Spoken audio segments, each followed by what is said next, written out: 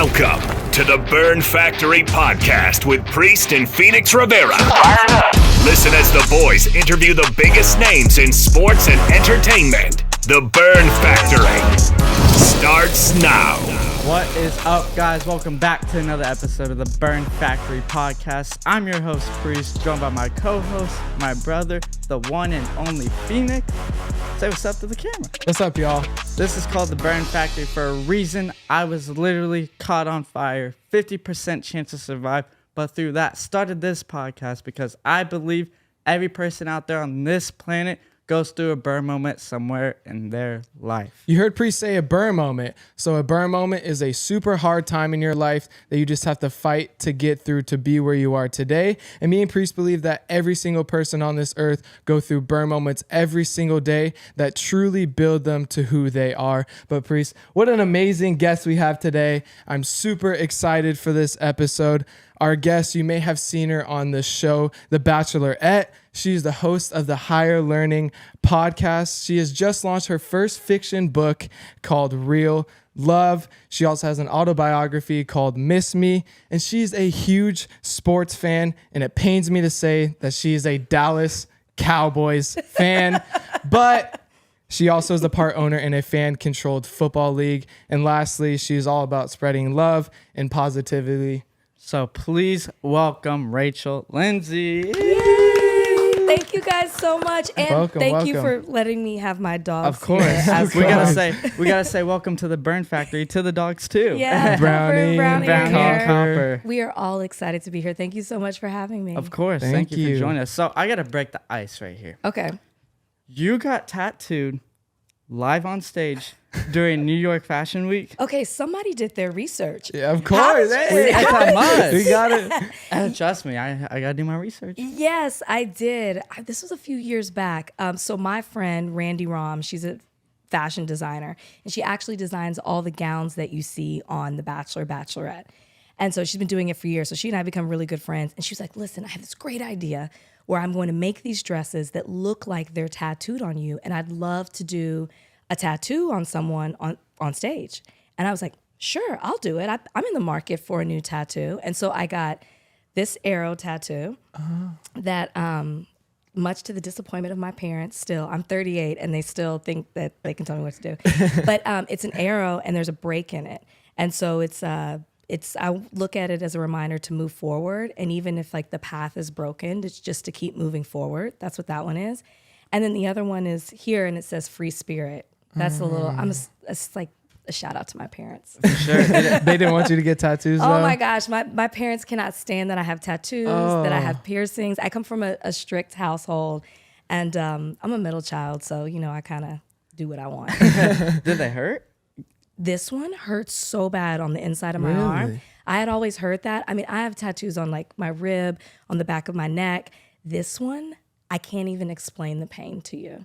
But I had to be tough because it's Fashion Week and I have all these beautiful models walking around me. So I had to look graceful while I was getting it. So you got both done during Fashion Week? Mm-hmm. Oh, wow. In one sitting?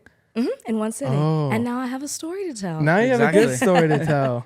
I don't know. I've been thinking about getting a tattoo there, though. I have just one on my tricep. It's actually the date that he was burned. But eventually I kind of want to do a full sleeve maybe. I don't know. Something to think about. I love a sleeve, yeah. So do tattoos really hurt or they just... It depends where you get it.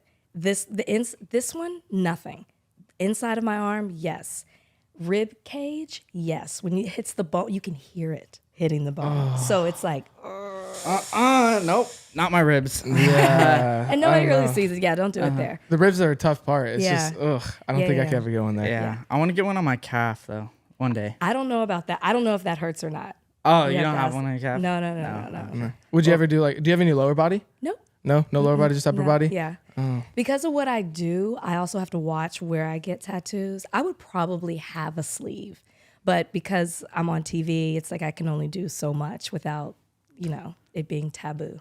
Yeah. For sure. Mm-hmm. What made you want to get that idea to get the tattoo right there and move forward as an arrow? So funny enough, I thought I came up with this on my own, and I think I kind of did, but then I was talking to a friend, And she was like, did you copy that tattoo for me? I didn't even know she has a tattoo more in the center, but on her forearm.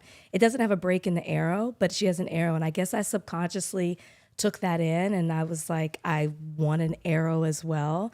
But I like my tattoos to have a reminder. Like I have a tattoo here, and it's a Bible verse, but it pretty much means mind over matter. So I like to look at my tattoos as a message. So that's kind of where that one came from. Oh, that's super cool. But so on this podcast, we do use our acronym BURN. So each letter is a different time in your life that you kind of went through. So starting with B stands for beginning. So take us back to your childhood, growing up. Was there any burn moments that you just had to get through that you could share with us? You know, I already told you I grew up in a strict household. So a very religious family, pragmatic family, but I had like a really fun childhood. I wouldn't say I had a huge burn moment, but I think for me, I had to overcome like being the perfect child, doing what I was always told to do, kind of being on like walking on that path of what my parents wanted me to do versus what I wanted to do. And that was a big struggle for me. Because being a middle child as well, there's the rebellious side, but there's also the side of you want to please everyone.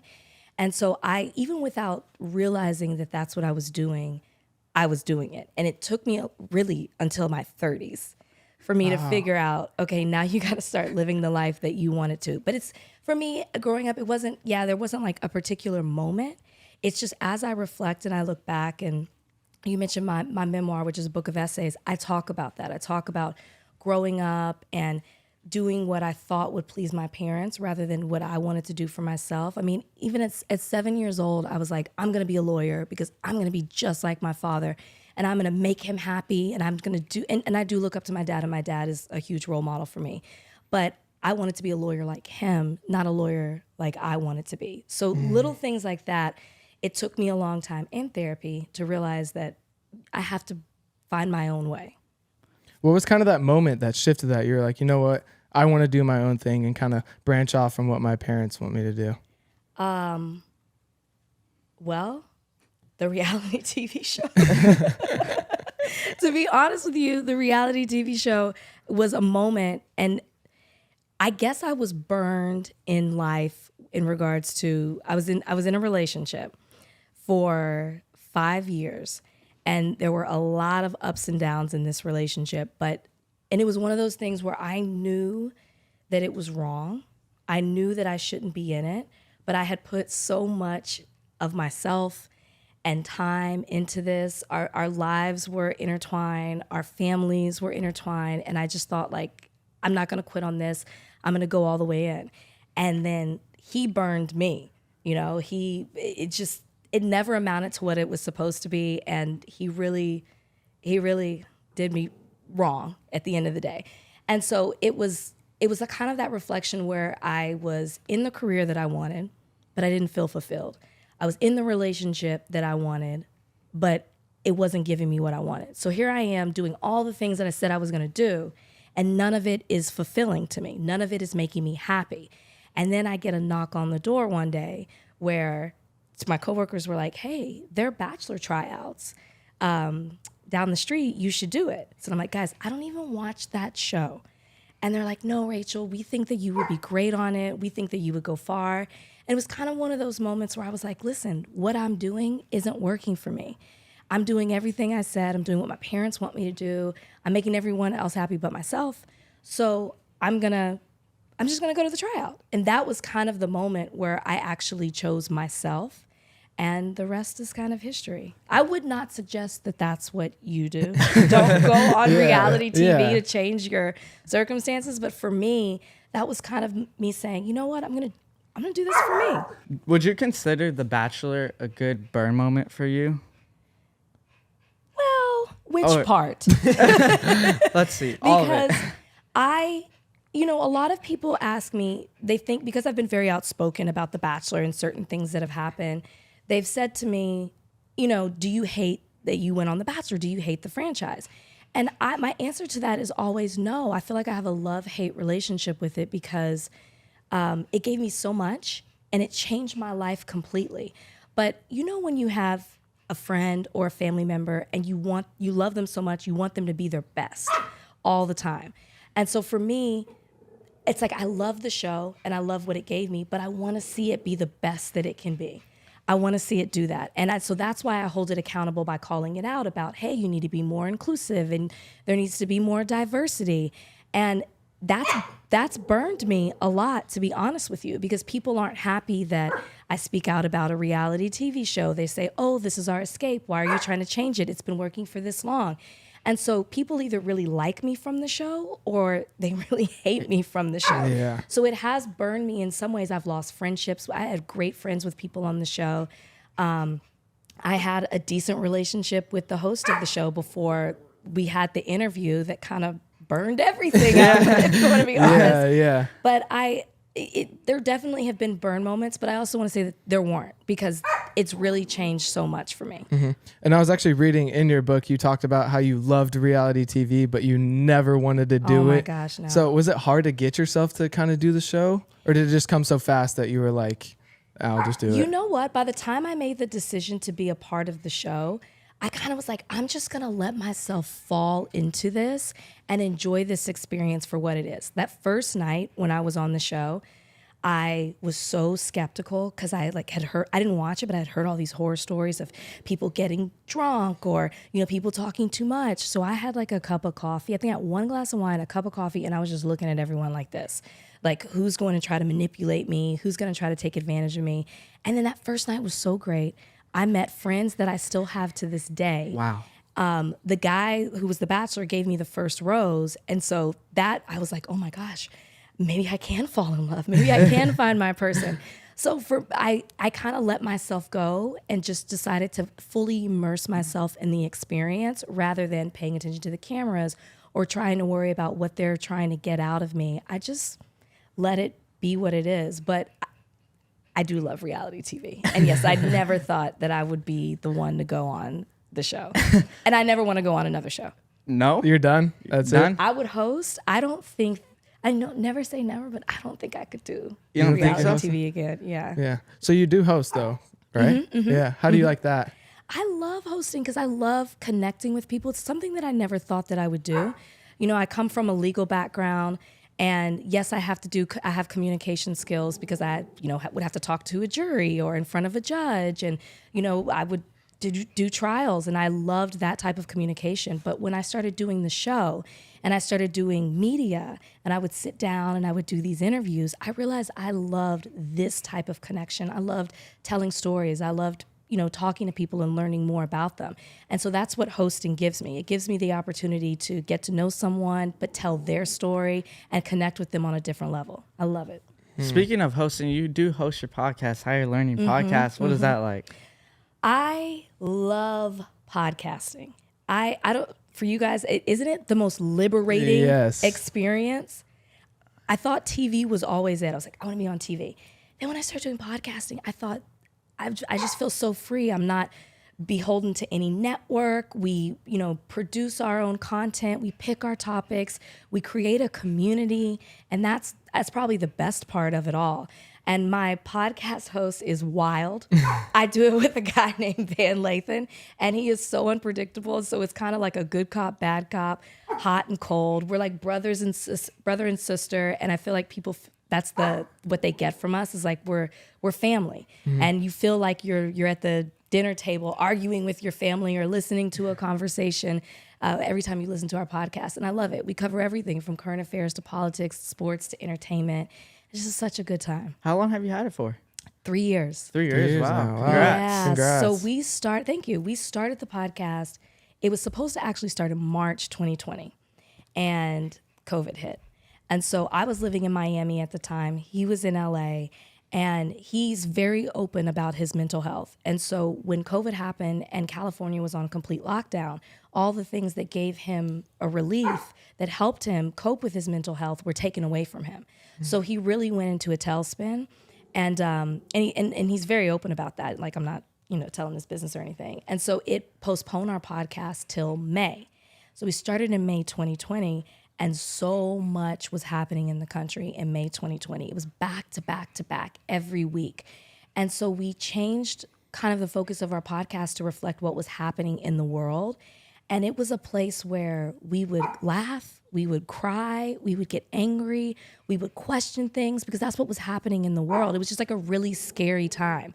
And that kind of changed the whole focus of the podcast. And, you know, it's what we have today. We've lightened it up. It got so heavy at times that we were like, okay, we got to change the focus of the podcast because it's becoming too much for us. Mm-hmm. Yeah, but that's what people want to hear, though, whenever COVID was a thing. Go online and hear people because everything was just so virtual and it's just like, what's there to do? And I feel like you can be so real in a podcast too. Like you can just speak your mind. It's like you said, it's freeing. You don't have to follow a script. You don't have to follow what other people are saying. It's just us three talking and kind of having a good time. That's what I enjoy most of it. Yeah. But so you were actually a host of a radio show as well, a sports radio show. And so kind of talk about that time in radio, because that's obviously something that we might want to venture off into. Really? Yeah. Radio's so fun. Okay, so this is kind of a burn moment too.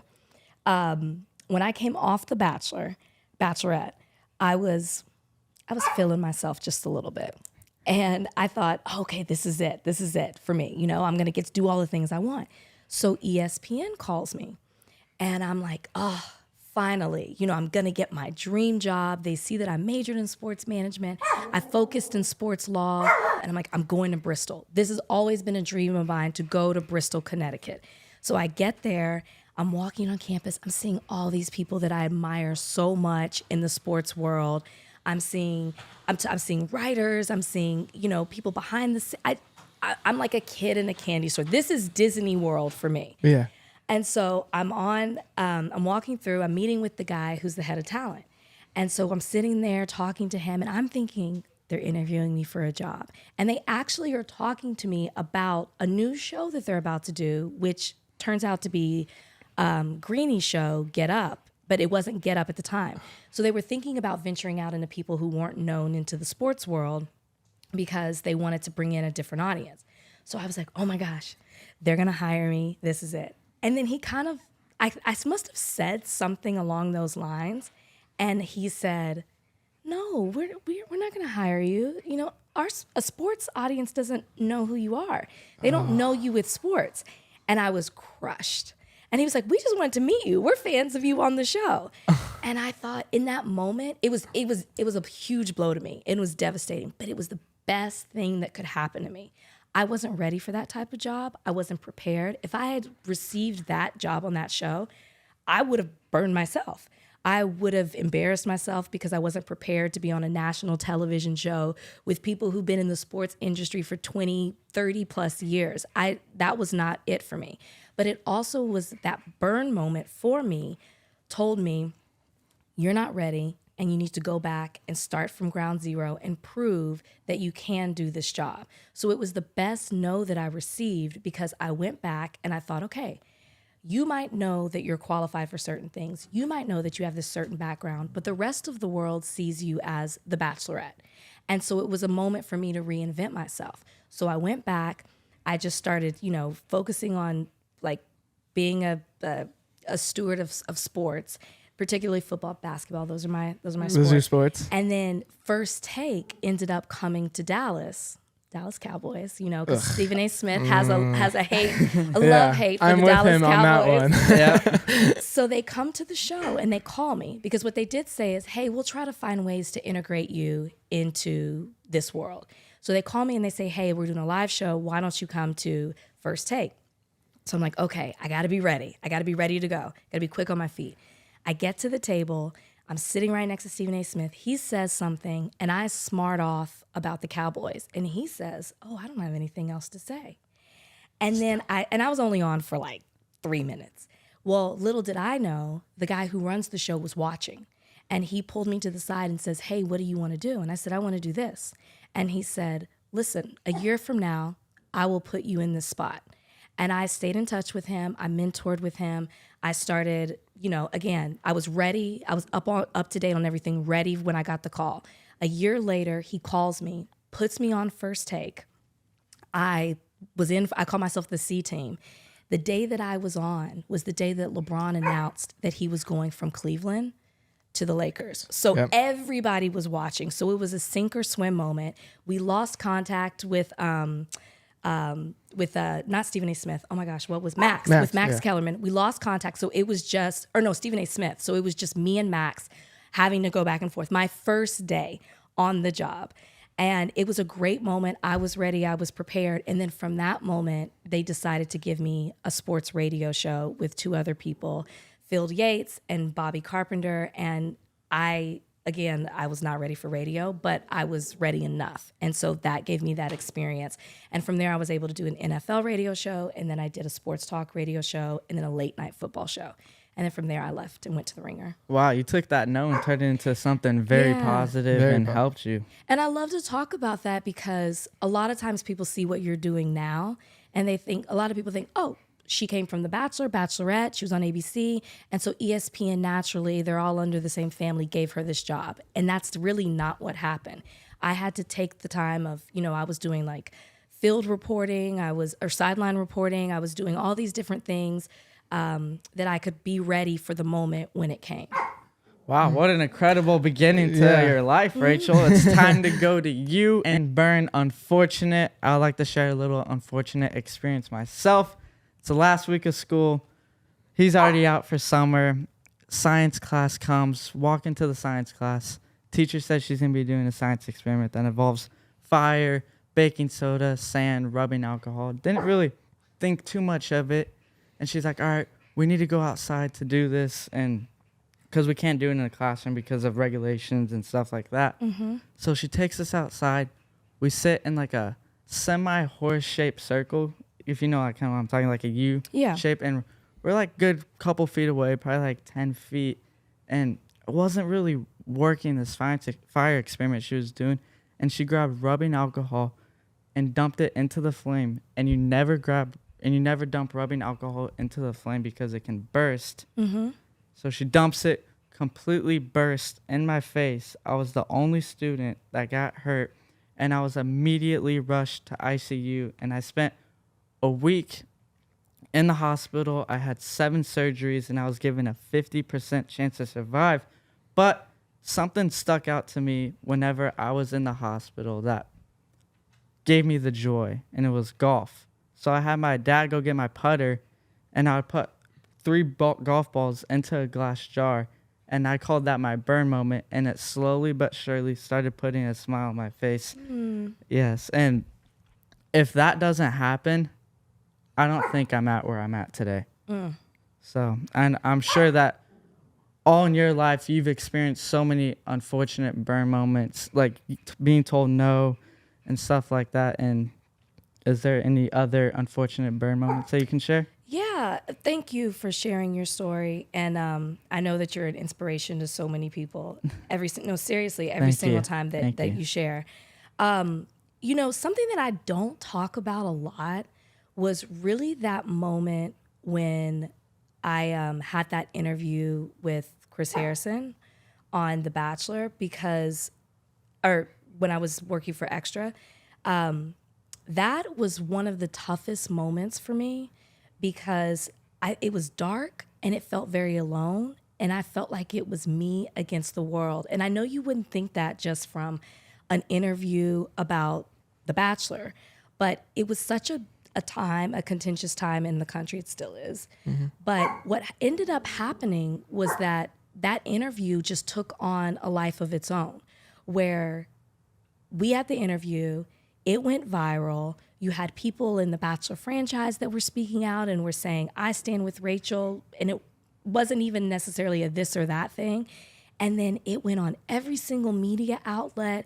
And then I had the far right media outlets using it as a topic because cancel culture was such a big thing. And that's what it was moving towards. Even though I wasn't really saying anything, it was taking on a life of its own. So on social media, I was just getting attacked in a completely different way than I ever had before. I did something that I'd never done before. I completely shut down my social media because it was so all encompassing and it was just so negative and people had so many things to say about me. I didn't necessarily know anything about me or understand what the interview was about or where I was coming from with it. They just looked at it as that girl got that guy canceled. And so when I got off social media, I just disappeared. And the only way that I was able to get through that was to surround myself with the people who do know me, the people that I do trust, my family, my friends, my husband, these crazy dogs. And I really just took that time to reflect, because I felt like I was losing myself. I felt like often people ask me, how do you handle social media? How do you handle when people come at you? And most of the time I'm like, listen, I'm confident. I just move past it. But that was a time where the words and the opinions were actually getting to me in a way that they hadn't before. And I started to doubt myself and question myself. So it was completely detaching myself from all of that and surrounding myself with that trust circle that brought me back and built me up to the place that I was again, where I felt like I could continue. I was losing friends over that situation. I was having people who knew me, more so in the Bachelor franchise, who knew me a certain way to question me. Then it was also affecting my job, because so many people were like, oh, was she, being malicious in that interview? Is that the type of host she is? Is that the type of interviewer she is? Was she tricking him? So there was just a lot. But, detaching myself and then, again, surrounding myself with those people built me back up. But yeah, that was a really tough time, because that went on for a few months. Yeah. I know you're really big on meditation. So is that where all of meditating started coming into your life? Yeah, I really started it during COVID, and then I got busy. We implemented these practices during quarantine, and then when life starts picking up again, you let them go. But I went back to that. I went back to what I knew. So that meditation, yoga. I'm not a good journaler, but I was, if that's even a word, but I was journaling during that time as well. So yeah, all those things that give me peace or that center me, I like to say, I went back to. How long did it kind of take you to get out? Because like for his accident, it's been 4 years now, but we still kind of suffer from the traumatic stuff of that. So how long did it take you to come out of that kind of deep, dark place? I would say, I would say a few months after. It lasted a few months. I would say it took me a few months. I still get things here and there. I still have people question me at times, but it didn't take as long as I thought. But I think I was more just surprised how much it impacted me. And that's why, when people say things like, you should check on your strong friends, because a lot of people are like, oh, Rachel's strong, she's got it. But really, I was really going through it at the time. I actually had a breakdown at work, and I'm like a never cry at work person. And one little thing happened, and I fully broke down at work. And I was like in my office crying, and that's when I was like, I'm not okay. I'm not okay. Like, the boss had to call me, the host of Extra had to come in and like ask me if I was okay. And that's when I was like, all right, I'm not doing what I'm not focusing on myself and really dealing with what the problem is. Wow. That's a deep, dark time. I think it's kind of the simplest things in your life that bring you like the most joy in getting out of certain times. Like for him, it was golf, and for you, it's just being centered around friends. So I think that's a lot of the things that people can take from this, is just find that little simple thing that can bring you the most joy, and that'll get you out of your burn moment. And there's the old saying that the people you surround yourself when you're young are the people that you're going to be in the future. So always surround yourself with the good people and not the bad. That's right. So now, go ahead. No, you go. Yeah. I was just going to say, so now that you say that, always check up on your friends, is that kind of something that you push forward now? Yeah, I try to remember, because it's easy. You think, oh, that person's got it, they're good. But I try to reflect on where I was in that moment and how a lot of people assumed she's got it, she's fine. But I really wasn't. So I try to do that. I try to, check in on my friends as well. Is there one particular person that stands out to you that, yes, I need to reach out to them all the time, or that's helped you in during your struggle times? I don't know if there's one particular person, but I feel like I have a circle of people. Because even before that happened, I felt like I kind of established that during quarantine, especially my friends that, live by themselves, or my sister lives by herself in Atlanta. So that was somebody I was like really worried about and making sure that she was okay. And, because she really didn't have a lot of friends or family around. But nobody in particular. So your favorite song is play Paper Planes, right? So I'm assuming you must have been jamming out to some Paper Planes during quarantine to help lift you up.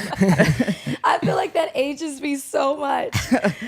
It was definitely the song in college. And when I lived in New York, that song, I always wanted to get back to New York. Probably another burn moment. My parents wouldn't let me go to NYU, and I so badly wanted to be in New York. And I eventually went back to work for the NBA for a summer, and that song was out. So that was like the jam. So it reminds me, I like songs that take me back to a certain place in time, and that reminds me of summer in New York. Would you ever go back to New York? For the right job, maybe. I think my husband would have a huge fit. We already moved from Miami to LA. If we moved to New York, he might have another issue. You know what's funny? I didn't listen to Paper Planes during quarantine. Really? I was into podcasts. That's all I would listen to during quarantine. And I would listen to podcasts about reality TV shows. Not The Bachelor, but reality TV shows. Yeah. I think that's when podcasts started to really blow up. Like that's when I started listening to podcasts. We didn't even have one then, but I think podcasts are cool. I think it's a little switch up. Sometimes you get tired of your same old music, so you just flip on a podcast and you're just chilling. Because you feel like friends. Yeah. You know what I mean? Like we just met, but I could talk to you guys all day. I feel, that's the beauty of podcasting. Yeah. You feel connected. There's a comfort there. Yeah, you feel kind of connected to the person or to the host that's in it. So you actually did have an unfortunate burn moment. At 12 weeks old, you did almost lose your life. That is true. So what happened? That's true. I did not know that story until like late 20s. My aunt one time just came to me and said, you almost didn't make it, right? I mean, like who, that's like my family. I'm like, who walks into a room and just says that? But I think her point was kind of like, I always knew that you were going to do something special because I remember that moment. So my mom was 12 weeks pregnant and she was at a wedding and she was standing up and she was about to pass out. And my grandmother saw her and like sat her down. She ended up going to the doctor and she was spotting with me and they were going to put her on bed rest because they were afraid that she was going to lose me. So yeah, that was that moment. And you're right. Yes, that was another burn moment. And it's why my mom never shared that story to me. And I asked her why. And she just was kind of like, I don't know. I don't know if it was uncomfortable for her to talk about or what, but I really appreciated my aunt telling me that story because I never knew it. And she's right. I almost wasn't here. And maybe, that it makes you think about your purpose in life. So yeah, she saw it at a young age. And I mean, she saw it at that moment and then she shared it with me late in my 20s. And think about all the people who you've influenced so far in your life. So we're super faithful people and God gave you a chance and he saw something in you and that's amazing. Thank you. It's weird to think about that, to think that you have influence on other people or because you're just doing what you feel compelled to do. At the end of the day, I want to look at myself in the mirror and know that I'm doing things like that I'm representing myself the right way.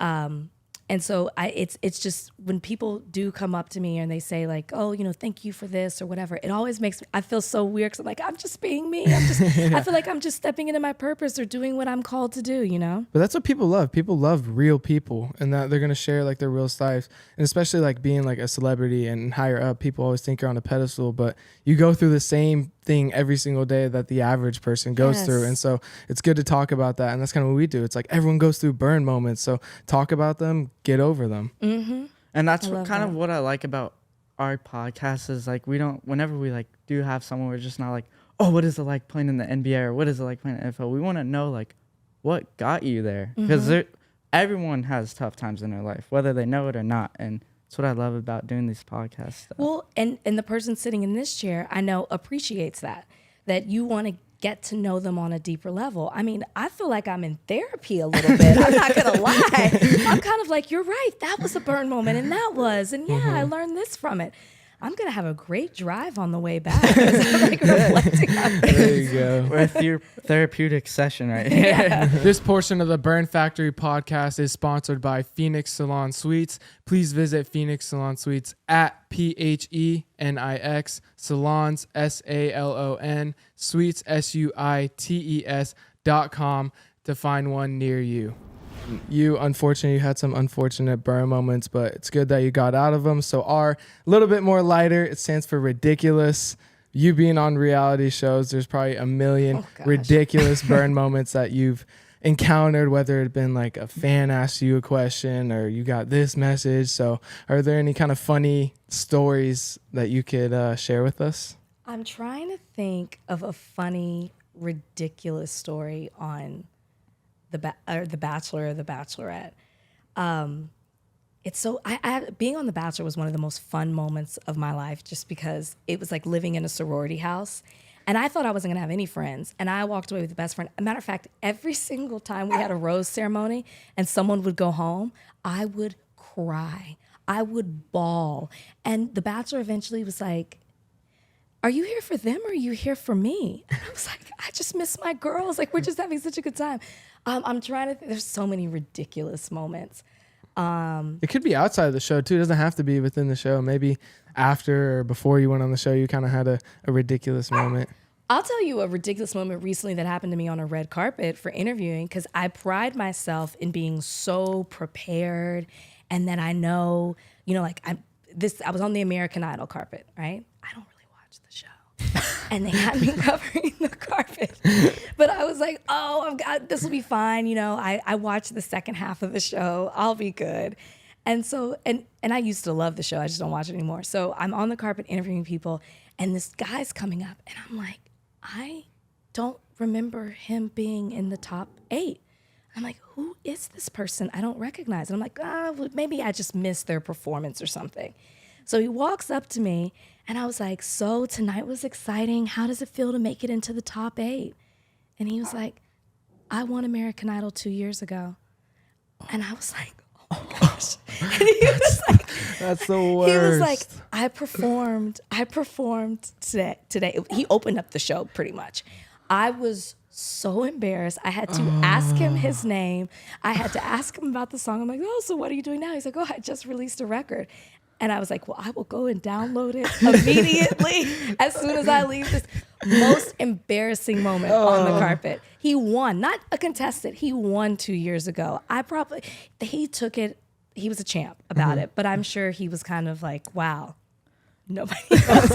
I hate those moments, because then you get like all hot and like red, and you're like, oh no, like what do I say? What do I say? You know that song that's on like social media, I want to go home? I want to go. That was me. That was me. I was like, get me out of here immediately. And I'm going to get fired. I did that once before too. I was interviewing Chris Pine, and I do not know Star Wars and Star Trek. And he's in Star Trek. And I asked him, so everybody wants to know when's the next Star Wars movie coming out? And he just looked at me. But then he started answering the question. And then I go, wait, Star Trek. And he's like, no, I want to answer about Star Wars. And I was like, well, this will be my last interview for Extra. Then you think you're all done, and it's just like, no, I didn't mean to. But I also saw that you thought unicorns walked the earth. That's a ridiculous moment. Yes, I try not to bring that up, Pri. I'm so sorry. Just taking it. Maybe I should just leave. Too long in life. I mean, or too late in life, I should say. I thought unicorns were extinct. I thought that they walked the earth like dinosaurs. And I don't know when it was definitely in my 20s, but I think the person was like, you're kidding, right? And I'm like, no, like they're no longer with us. And I'm like, no, Rachel, they never were here. Did you have like a big obsession whenever you were young with unicorns? I loved My Little Pony. So yeah, for sure. And Care Bears, but I knew that they weren't real, but for some reason I thought unicorns. I guess I really wanted them to be.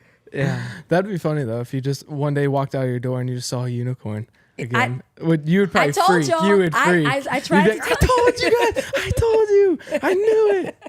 But can't you get like ponies though? Aren't ponies like a real, they're like little horses, those right? are little horses, you can get the miniature horses, and I guess I could put a... You could put a little get a little like, like those birthday parties where they get the little like stick. You can just put that on his head. Now I want to stay as far away from unicorns as I possibly can. All right, Rachel, it's time to go to N and Burn. Thank you for sharing those ridiculous burn moments. Ridiculous is right. N is 2 parts. It's now and next. So do you want to share any burn moments that you are going through right now or next in the future? I'm like, how honest do I want to be? All of it. I will just say this. I am in a transition period right now where I am figuring out, I know what my worth is, and so I want to be in places that also recognize that at the same time.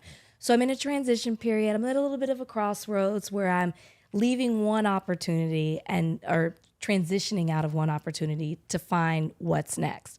Because I always say that whatever I want to do, I want to do it that's something that's meaningful for me. Like when I did the MTV show Ghosted, and everyone's like, oh, you just did a show on Ghosted. No, it was another burn. I really had a lot of burn experiences. I was ghosted by someone before that was a term. This was before there was Instagram, Twitter, and it was a devastating experience. I really liked this guy. He just changed I called him one day. His number had changed. We had known each other for years. We'd dated for a couple of years. And so I did the MTV show Ghosted because I know what that feeling's like. I remember that time in my life, and I wanted to help people go through that. So everything I do, I feel like has a purpose and has passion. And so if I don't feel that I'm getting that in what I'm doing, then I want to remove myself from it and look for that next thing. So without being too detailed, that's what I'll say. I like that. I feel like you're always just going after something, and you're not scared of regrets or anything like that. Yeah, it was Stephen A. Smith, who I consider a mentor now, which is wild to me. You know, I went from sitting on a couch saying I want to be a part of that show to now that's somebody I could pick up the phone and call for advice. But he said something about like you should never feel comfortable with all the jobs that he has and all the opportunities that he's given. He says he never feels comfortable. He's never complacent. He always is looking for the next thing, always trying to create. And I that always resonated with me because he's a guy who could just totally be chill with what he has, and he's never satisfied. And that's a good and a bad thing. But that's why I always keep going. Do you talk to Stephen A. Smith to this day still, or? Yeah, he was just on our podcast. Oh, nice. And he, I don't talk to him like often, but I can always hit him up. And I asked him to come on the podcast. He came on the podcast because he and my co-host kind of have a little beef and in their opinions about Colin Kaepernick. And so they hashed it out, and it was really great. But he, like, I can always just say, like, hey, I need advice on this. I need, what would you do in this situation? And as busy as he is, he always responds. Wow, that's so cool. Mm-hmm. Did you guys talk about the Cowboys on there again? I think I mentioned it briefly, but I didn't want to get them all riled up. You see the hat I'm wearing? Yes, Washington. And y'all are struggling. Oh, tell me about it. Tell me about it. We know. We are struggling. Can I just say this? I would rather just be known like the expectations are low rather than with the Cowboys where we're like, every year's our year. Or we almost make it, or we win that one playoff game, you know? And they give us false hope. No, it's always against the 49ers, too, in the playoffs. Yes, these last couple of years. I think Dak might be on his last straw, maybe. I'm not mad at it. I mean, you guys... Zeke's gone. Zeke's gone, which is good. Tony Pollard is obviously the better running back. Fantastic. So you want to start... I don't know why they haven't started him for the last 3 years. I know. I mean, I kind of like that they were using them both, but we can't afford to keep both. So Zeke's got to go. But Zeke's first year in the NFL was something insane. He was on my fantasy football team, and sorry, I always remember that one. But then he was never back on it because he rushed for like 2 yards a game. Yeah, we had to bench him the next season. It was the contract. Ever since he got the contract, it hasn't been the same. He got comfortable. Yep. He got comfortable. He didn't stay uncomfortable throughout the season. Speaking of football, you do part own a football team too as well. Yeah. Fan-controlled football. So it's really fun because the whole concept of it is when you're sitting on the couch and you're watching a game and you're like, I would have called a better play than that. I would have done this. In fan-controlled football, you can do that. You do it on the app. You call plays. And whichever play gets the most votes, then that's the play that they call on the team. So it's really fun. It kind of takes esports and traditional sports and puts them together. The games are played in an arena. It's very fun in Atlanta. And players that aren't in the NFL have come to join teams like Johnny Manziel, Josh Gordon was in it for a bit, Terrell Owens is in it. So it's really fun, and like the teams are owned by like Drewski's a team owner on my team. Drewski. I haven't met him yet, but he's a team owner He's on mine. so funny. Quavo owns a team. Like it's Wow. really, Oh, so it's growing. everyone's. yeah. How and they're long trying has to it been? 3 going on? years. This It's is only the been going third for 3 year. years. Oh wow. How hard is it owning this team or running it, I guess? Oh no, I don't run it. I'm like a quiet. Oh, okay. So you get yeah. the nice job. Quiet, yes. So you I don't just go through any come, burn moments. Participate, fan out. No burn moments for me. We actually won the first year. Oh, Really? yeah. Oh, congrats Thank on you. that. Congrats. Do you What's go the- out to a lot of games then? I try to. It's You in try. Atlanta, so it's hard. But And I went last season. Oh, What's we the might have team- to go out to one. That'd be fun. It really Indoor, is. right? Yeah, Indoor, it's right? indoor. Mm-hmm. Go call some plays. Triple option. Let's go. On one. New head coach right here. No, I'm joking. That would be brutal. Head coach of a football team. Can't Yeah. even imagine Yeah. that. So what's the team's name? Drewski changed our team name. So first we were Wild Aces, and then there were 4 teams, and then league expanded. So now there are 8. And he has this whole thing with should have been this, should have been, like he has a record company that's for fun, like should have been records. So he changed our name because it got the most votes to should have been stars. So that's our team name. Oh, okay. So it's Okay. under Drewski's thing. Okay. Just like the Dallas Stars. Yeah. Yeah, Could be the Dallas Stars. I'd rather have just stars. Yeah, just keep Should've been stars. But Yeah. yeah, so those are some burn moments going on right now. But in the future, do you have any cool up and coming projects or something that you could share with us? Well, fingers crossed. I just auditioned for something, so hopefully I get that, and that'll be a new show where totally fits into the passion, purpose thing that I was talking about before, and it's about helping people. So hopefully that comes to fruition. But right now, I would love my fiction novel that we talked about, Real Love, which explores the what if I had said no. I always say it's fiction. The protagonist, Maya, if I had said no on The Bachelor, it kind of explores that world. I'm working on possibly turning that into a movie or a TV series. Oh, That'd congrats. be awesome. And then I'm really stepping into this create. So there's a couple of things that I want to do in the true crime space because that taps into my legal background. I'm kind of wanting to get back into sports, but I don't know if I can do all these things, put all these things on my plate. And I just have some other ideas that I'm trying to flesh out now. But I'm in a good space where I have more time and more flexibility to really sit back and say, okay, this is what you want to do. Let's work on this. I always love what you say. You always kind of look at the clock and you're like, oh, it's 11:30 on a Saturday. What would I be doing right now if I didn't take that leap of faith and do that show or do what your calling is? Yeah, and that's really why my book of essays, I did it because, when you're on reality TV, people tell your story for you. And I wanted to tell my story in my way. And I wanted to chop it up with essays so it's like you can read it at certain times or you can always go back to it.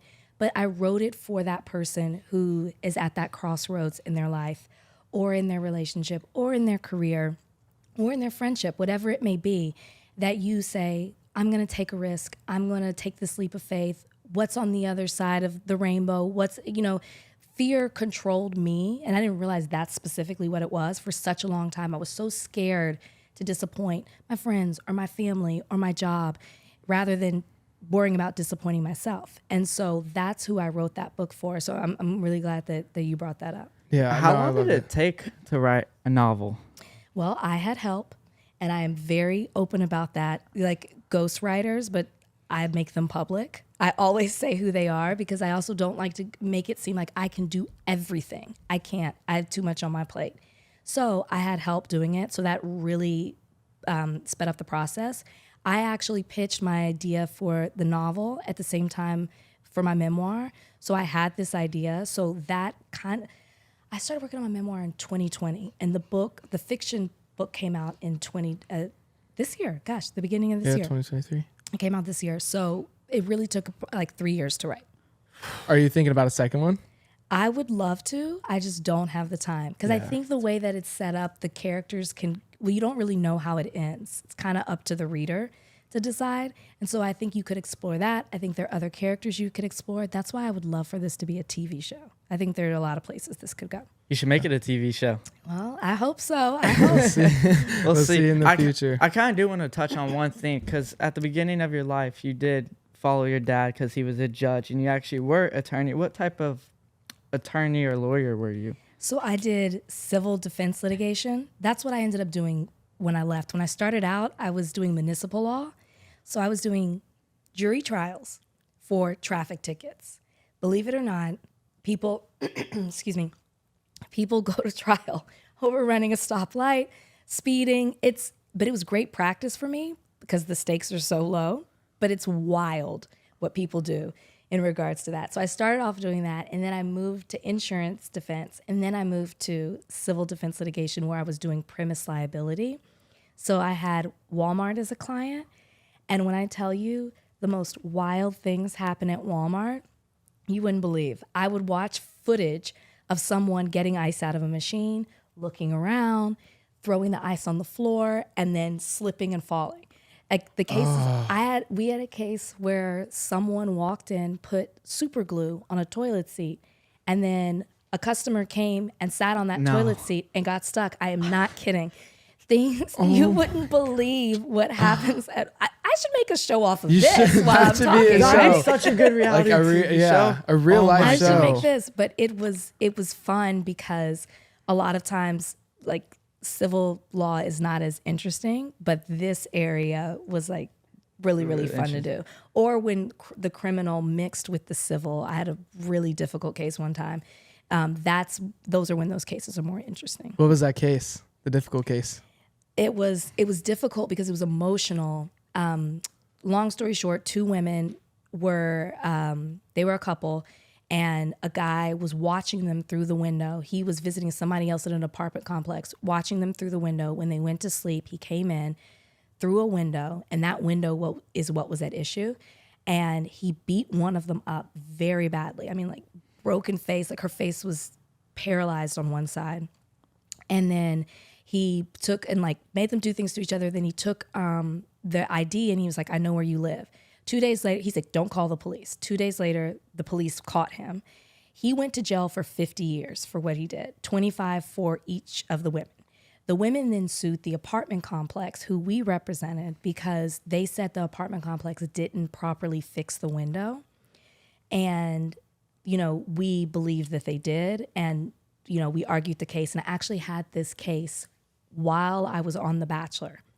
So every Monday night that the show was airing and I was in trial, and I actually left trial to go fly to Jimmy Kimmel to announce that I was going to be the Bachelorette, and the jury had the case at that moment. So when I came back, the judge was very upset because she was like, why didn't you tell everybody that you were the Bachelorette?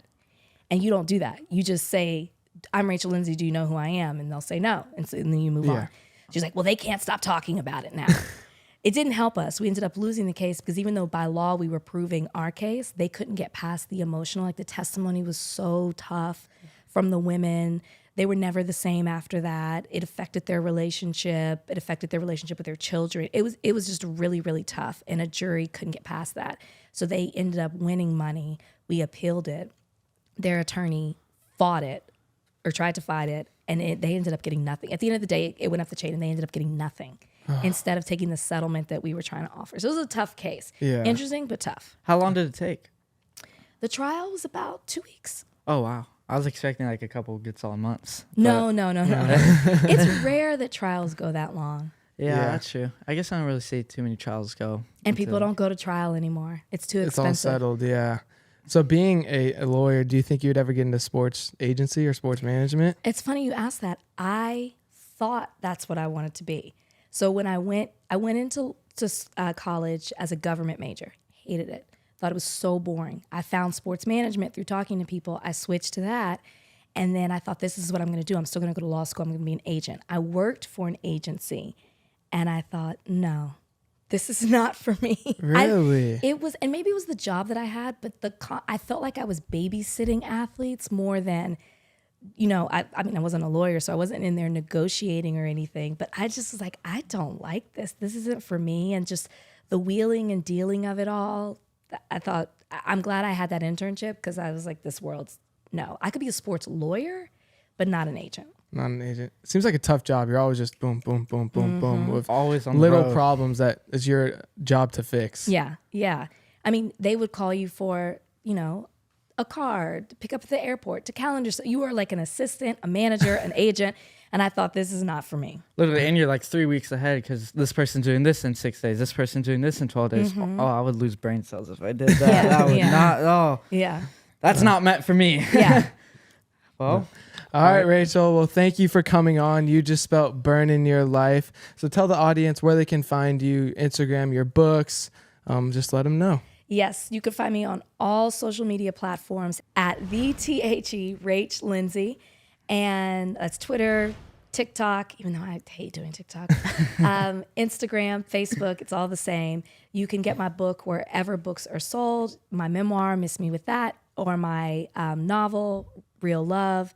You can listen to Higher Learning. New episodes drop every Tuesday and Friday. And then I have a reality TV podcast called Morally Corrupt that drops every Friday. I can't get away from it, guys, as well. And then, that's pretty much it. cool. You heard her. Go give her some love. Go check out all the things and her dogs. Go check out all the things. And as Rachel, as a gift for coming on the podcast, you will be getting the Black Label Edition Burn Factory hoodie. I thought we were getting gifts. Yes. So Thank actually, you have to be a Thank guest you. on the podcast Yeah. to get the black version. Only, So- Nice. only guests get the Black Label Edition. Okay, so Where, it's exclusive. it is I like being in that exclusive. club. exclusive. It's rare. But that's going to do it for this episode of the Burn Factory podcast. Like always, like, comment, subscribe at the Burn Factory podcast. And always, please visit my foundation as well, the priestjamesfoundation.org. Again, the priestjamesfoundation.org to understand why this is called the Burn Factory. See you guys for the next video. Thank you. Peace.